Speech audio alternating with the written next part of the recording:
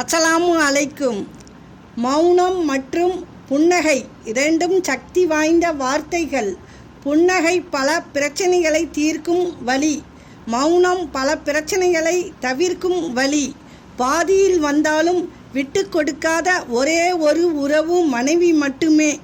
வானம் என்றால் நிலவு வேண்டும், வாழ்க்கை என்றால் உறவு வேண்டும், உறவு என்றால் அன்பு வேண்டும், அன்பு என்றால் நம்மை போன்ற நட்பு வேண்டும்.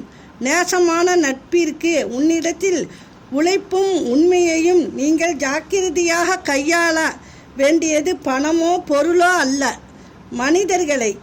இந்த உலகில் நமக்கென யார் இருக்கிறார்கள் என்று யோசிப்பதை விட நம்மை நம்பி யார் இருக்கிறார்கள் என்று யோசியுங்கள். வாழ்க்கை மாறும்.